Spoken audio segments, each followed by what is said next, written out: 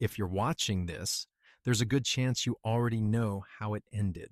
She left, or you left, or it just stopped, slowly, without a clear moment you could point to. And now, weeks or months later, you still think about her. Not constantly, but enough. And here's the part that bothers you most. You don't know why. You know it's over. You know going back would change nothing. You've had that conversation with yourself 100 times. You've made the list. What was wrong, why it didn't work, why you're better off. And then 11 at night arrives. And none of that matters. And you're back at the beginning. Most men tell themselves the same thing at that point. I just need more time. They're wrong. Time alone doesn't fix this. And I'll tell you why. Because I spent 2 years waiting for time to do something it was never going to do. 3 days after my marriage ended, I was fine. Genuinely fine. I went to the gym. I slept well. I made plans for the weekend. I remember thinking, maybe I already processed this. Maybe I handle things well.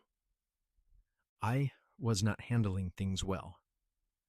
When a long relationship ends, especially one where you gave a lot, your body doesn't collapse. It relaxes. The constant tension disappears. The unspoken distance, the feeling of never quite being enough, gone. And for a man, the first response to that is not grief. It's relief. You feel lighter. You feel like yourself again. You look better than you have in months.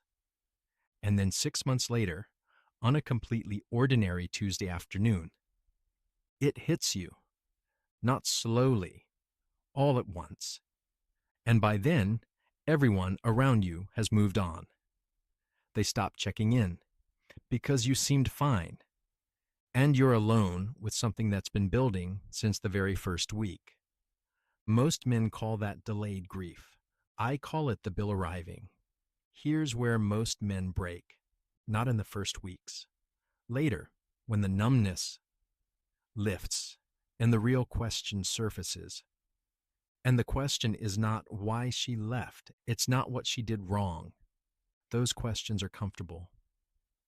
They keep you in your head, analyzing, assigning blame. I spent months there. It feels like processing. It isn't. The real question is simpler and much harder. When did you stop showing up? And why didn't you say anything? Not showing up physically. Showing up honestly.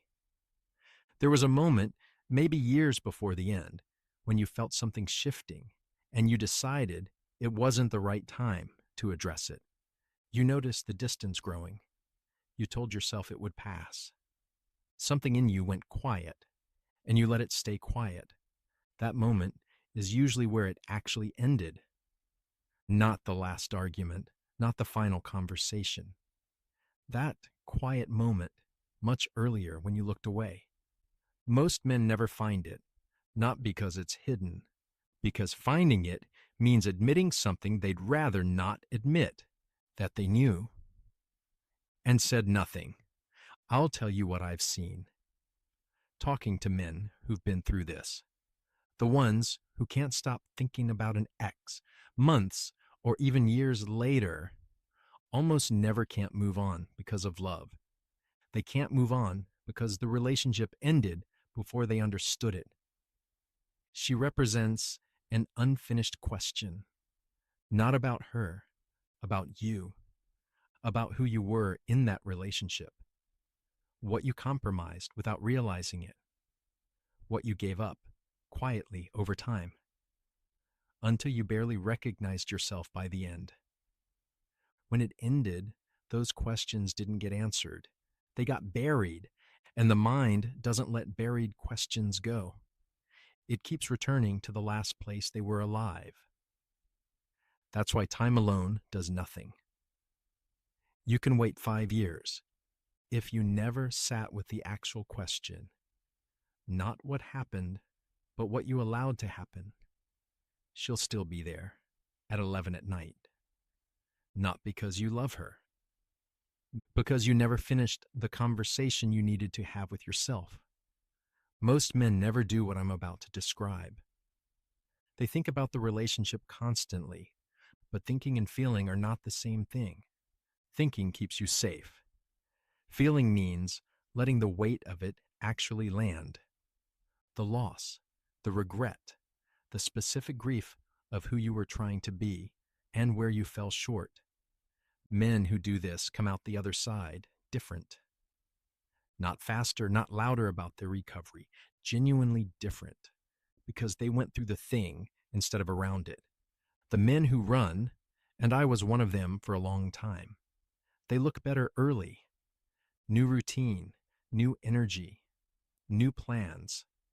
And then 18 months later, they're in a new relationship, making the same quiet compromises, drifting in the same direction, wondering why it feels familiar, because they took the unexamined version of themselves directly into the next chapter, and the chapter repeated.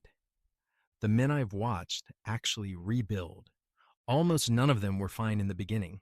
They were a mess, slow, quiet, but they were paying attention to something. They were asking the uncomfortable question, sitting with it, letting it change something real, not their image, not their habits, their actual patterns, the invisible ones, the ones that had been running in the background for years. That work doesn't look impressive at 6 months, but 2 years later, it's the only thing that was real. If you're still thinking about her, stop waiting for it to fade on its own. It won't.